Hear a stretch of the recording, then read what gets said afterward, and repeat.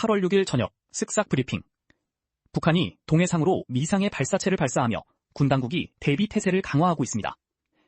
김정관 산업부 장관이 반도체 경쟁력 강화를 위해 연구개발 인력의 주 52시간제 개선을 추진하겠다고 밝혔습니다. 한국의 달 궤도선 다누리가 스페이스X 로켓의 달 표면 충돌 전후 현장을 고해상도로 포착하는 데 성공했습니다. 층간소음 갈등으로 이웃에게 피습당했던 피해자가 보복 방화를 시도하다가 징역형과 치료 감호를 선고받았습니다. 벨기에의 자발적 군복무 프로그램 흥행.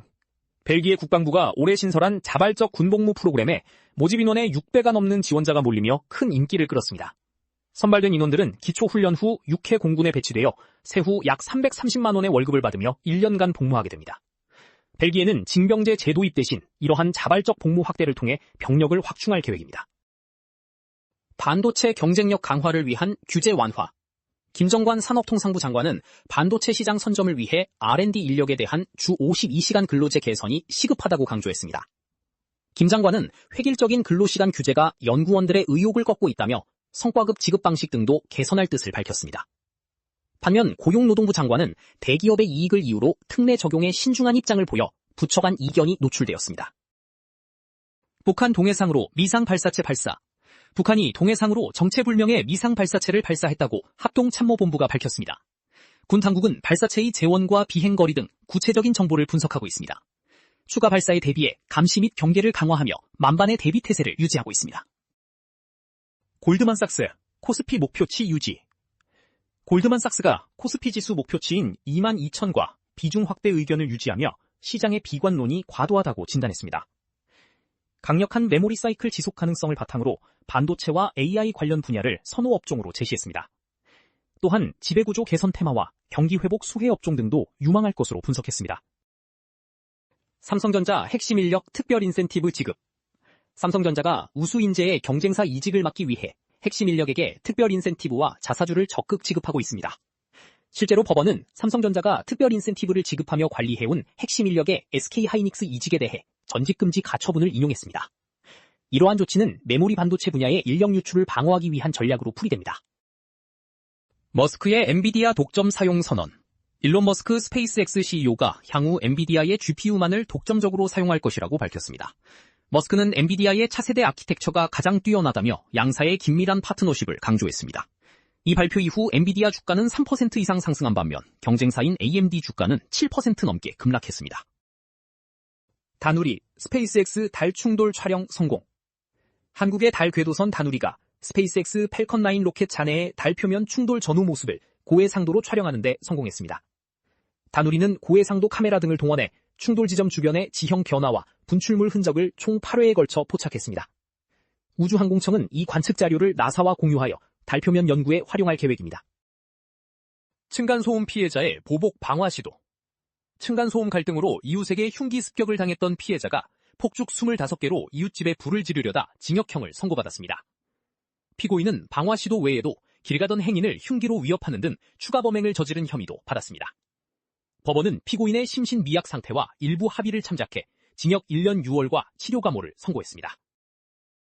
스타랭킹 지민과 김수현 정상 차지. 스타랭킹 투표에서 방탄소년단 지민과 배우 김수현이 각각 남녀 아이돌 및 배우 부문에서 정상에 올랐습니다. 지민은 249주 연속 1위를 기록하며 독보적인 인기를 다시 한번 증명했습니다. 이외에도 성현, 이준호, 변우석, 박은빈 등이 상위권에 이름을 올리며 뜨거운 팬심을 입증했습니다. 배우 황정민과 스토커의 법적 공방. 배우 황정민이 사생활 의혹을 제기하며 스토킹한 여성 A씨를 고소한 가운데 양측의 주장이 엇갈리고 있습니다.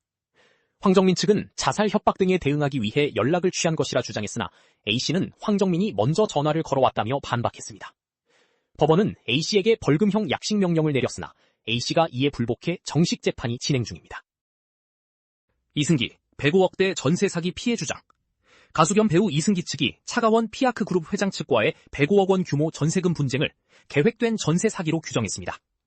이승기 측은 차 회장 측이 전세금 반환 능력 없이 고액 대출을 유도해 부동산 인수자금을 편취했다고 주장했습니다. 한편 차 회장은 최근 300억 원대 사기 혐의로 구속되었으나 관련 혐의를 부인하고 있습니다. 배우 반민정, 9월 비공개 결혼 발표. 드라마 각시탈로 잘 알려진 배우 반민정이 오는 9월 10살 연상의 비연예인 사업가와 결혼식을 올립니다. 반민정은 예비 신랑이 힘들 때 곁을 지켜준 든든한 사람이라며 행복한 가정을 꾸리겠다는 소감을 전했습니다. 현재 연기 학원을 운영 중인 그녀는 올해 연말에 작품으로 복귀할 예정입니다. 박나래 협박한 전 매니저들 기소. 방송인 박나래의 사생활과 회사 자금 유용 의혹을 폭로하겠다며 거액을 요구한 전 매니저 2명이 재판에 넘겨졌습니다. 이들은 박나래에게 회사 매출의 10%를 요구하며 공동 공갈을 모의한 혐의를 받고 있습니다. 검찰은 주범인 신모 씨에게 회사 돈 4,400만 원을 빼돌린 업무상 횡령 혐의도 함께 적용해 구속 기소했습니다. 스트레이키즈 새 미니 앨범 컴백. 보이그룹 스트레이키즈가 새 미니 앨범 디스 앤 댓 발매를 앞두고 기자간담회를 개최했습니다. 멤버들은 성적에 연연하기보다 팬들을 향한 진심과 음악적 도전에 집중하겠다는 포부를 밝혔습니다. 또한 국방의 의무를 성실히 이행할 것이며 군백기 이후에도 변함없이 함께 뭉쳐 활동할 것을 약속했습니다. 가수 영탁, 편스토랑서 결혼 후 질문. 가수 영탁이 예능 프로그램 신상 출시 편스토랑에 출연해 MG 무속인에게 자신의 결혼 운을 물어보며 기대감을 드러냈습니다. 이날 방송에서는 배우 지승연이 영탁이 프로듀싱한 곡의 녹음에 참여하는 현장도 함께 공개되었습니다. 두 사람은 영상통화를 통해 사주와 운세풀이를 진행하며 시청자들의 관심을 모았습니다. 태풍 우회로 한반도 가마솥 더위 지속. 제13호 태풍 돌핀과 제15호 태풍 찬홈이 강한 고기압에 밀려 한반도를 비껴갈 것으로 전망됩니다. 필리핀 해상에서 발달한 제14호 태풍 구지라 역시 소멸 수순을 밟으며 태풍에 의한 더위 식히기는 어려워졌습니다. 이에 따라 당분간 한반도에는 폭염과 열대야가 계속 이어질 것으로 보입니다.